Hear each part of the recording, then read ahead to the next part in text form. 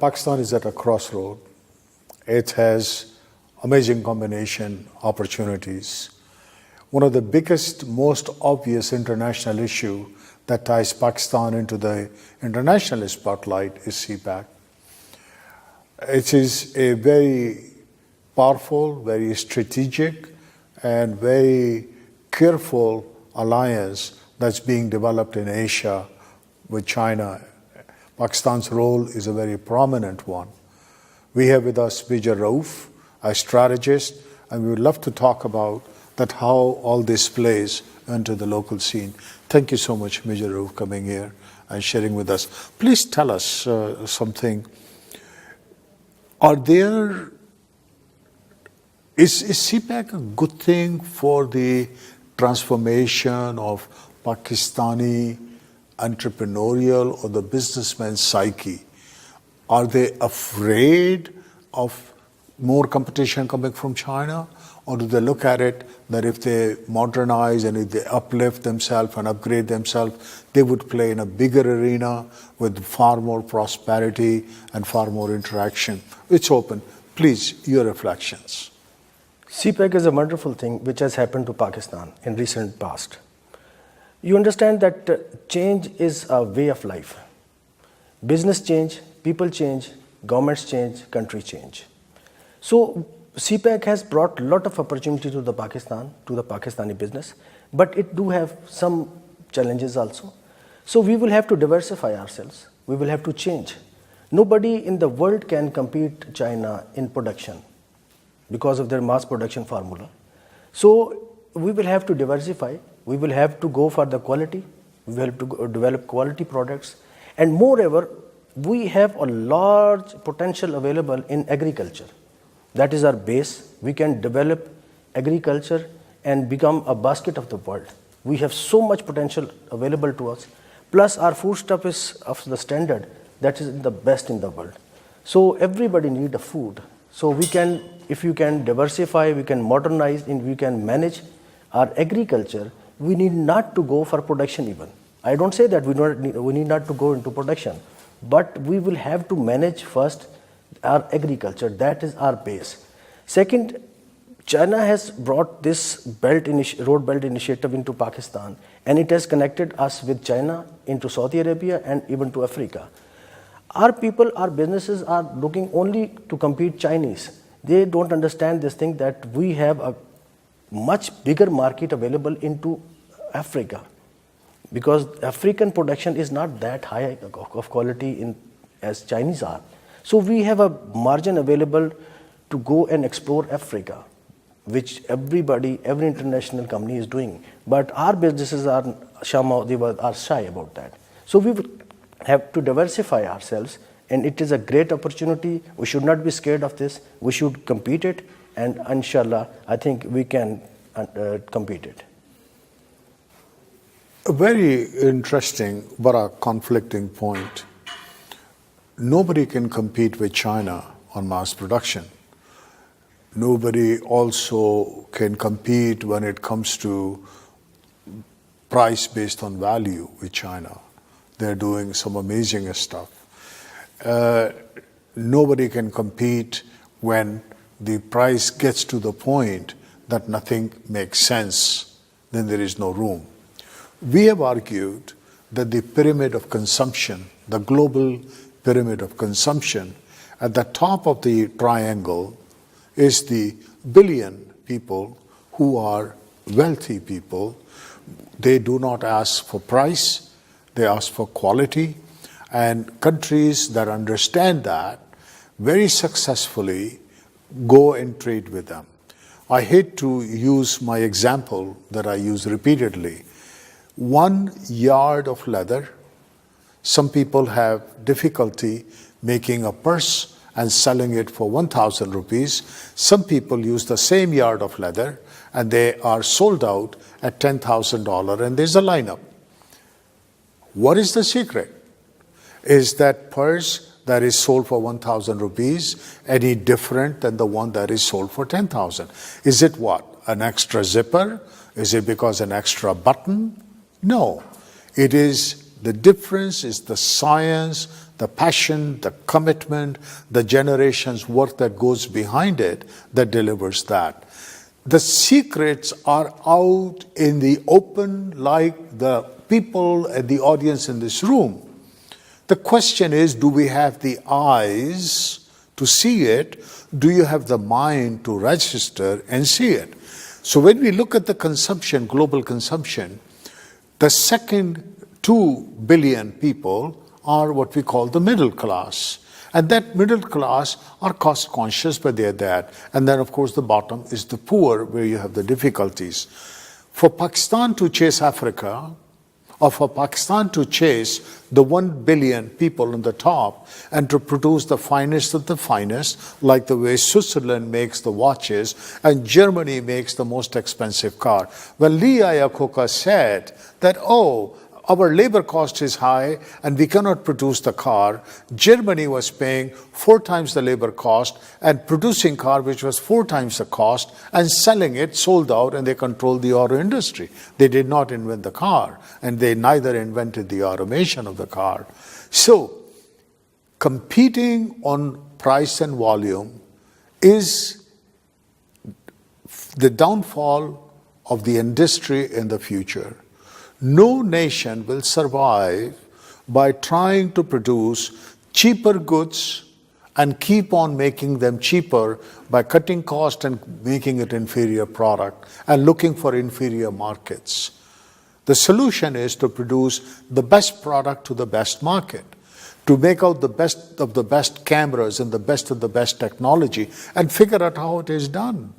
You see, the secret of quality is wide open.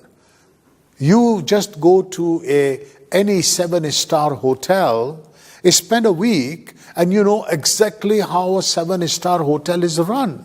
And then you go to your 2-star hotel with the broken spoons and holes in the laundry, and then you ask yourself that why you cannot do it.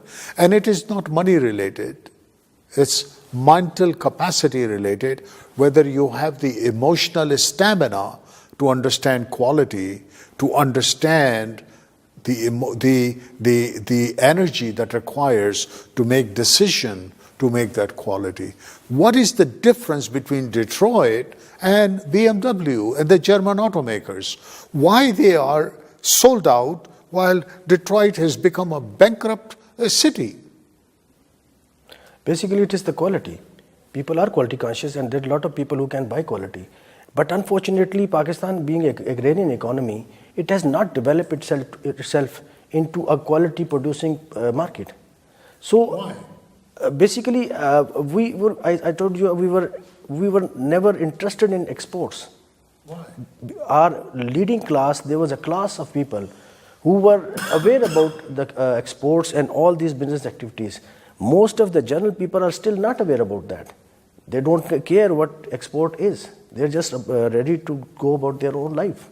So now with the pressure coming in and the pressure coming onto the society, now people are thinking about this thing that only the export is the option. So we have our expertise. We have some expertise in agriculture sector, textile sector. We have very good sports goods being produced in Pakistan and exported. Plus we have a quality in food production. Our mangoes are being sold in Japan in hundreds of dollars. But unfortunately, we can't own them. Now, with the new government coming in and new thought process has come into the nation that we will have to come and compete in exports to the whole nation, whole world. So I am sure within the next few years, we will be an exporting nation because that's the need of the time. Otherwise, there's no way out. If you already know about it, or if you have heard, we have challenged very openly and very candidly in our first debate that we can mathematically prove that today Pakistan can export $1 billion a day. Yes, it has the smart people, it has the product, it has the resources, it has this, it's that. So the question is very simple. Where is the fear? Opening no market, or they don't have talent, or they don't know how to pack and ship, or whatever. But the fact remains, until and unless we transform the new mid-sized economy and the new generation leaders to understand that there is such a thing as global age, which operates on a very different processes than what the previous family members used to build the business empires. Those knowledge and skills have no value as we go into the future, because they were based on transactions, they were based on commodity, they were based on certain timely opportunities. But if you go out and you open the Pandora's box and you said, okay, if you want to make the best mango juice and you have the smarts to package it in the best possible way, you have got a winning combination.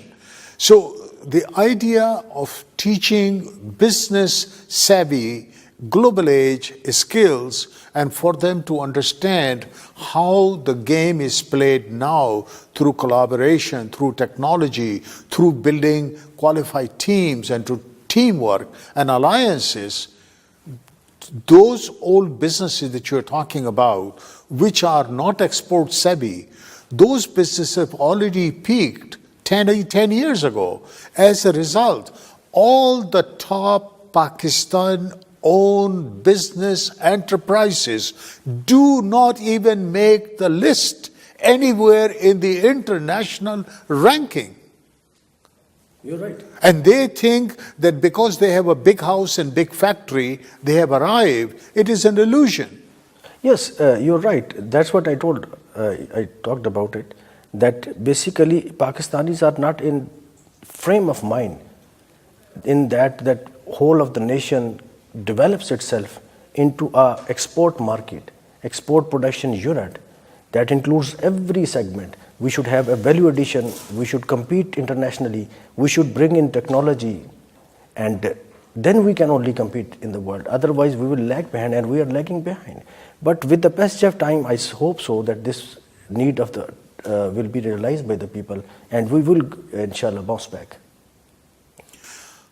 You run a very fine institute on a strategy and research, and you have a lot of time and effort that you've spent into this. What would you say that that in our program that we laid out, that how we will transform 1,000, 5,000 business owners for them to understand how the global age works and to deploy this knowledge on a grand scale, massive and simultaneous synchronization and all that. What do you say to these kinds of revolutionary concepts that Pakistan is now facing, and what we are offering and what we are bringing? Yes, that's a great idea. We should do that. We should get our people, make them understand what the environment in international trade is, how to bring in the technology, how to use the people, how to have a value addition, what products we can produce, what the quality products we can produce, and where are the markets. And I understand that government need to chip in. Our diplomats, our business executives, our business counselors outside the Pakistan, they should search the markets for our products. That is basically a whole big machinery which has to work. Chinese are successful, they worked out that machinery. Their business counselors, their production, their workers, they were working simultaneously, and they were producing very cheap goods, and plus they were finding the markets for them. That is the only model which you should follow. We will need to work it out. But unfortunately, we could not. We were just satisfied on the few products which we export. But now diversity is on the air. We have to diversify. We have to produce new products. We have to compete internationally. Tell me about your institute, if you like. What are some of the strengths or economies of scale you bring to the business sector or to the public sector? How do you do that? Initially, my institute does not deal with the business. It does deal with geopolitical, geostrategic matters of Pakistan. But with the passage of time, we are also diversifying. We are bringing in the business. Last year, we had a big seminar, international seminar, where the theme was rejuvenating the business in Pakistan.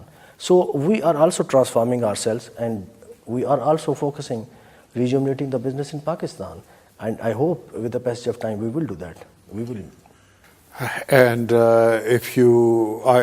we would definitely continue our discussion. We would definitely like to exchange some ideas, possible triangulation of bringing some of the government or bringing some of the public service sector for mass training or bringing out a mass awareness that how geopolitical strategic advantages can play a certain benefit to businesses, especially those who are thinking on a global scale. And I want to thank you for coming and sharing your thoughts. And as we said, that we are open to create a phenomenal change. And with TCS and Octara, we are out to make a point. And we have tabled some very, very large programs right now in the country. And we look forward to have some opportunities with you. We consider you playing an important role. I want to thank you. Major Rauf, excellent. Thank you. Thank you. And we will continue.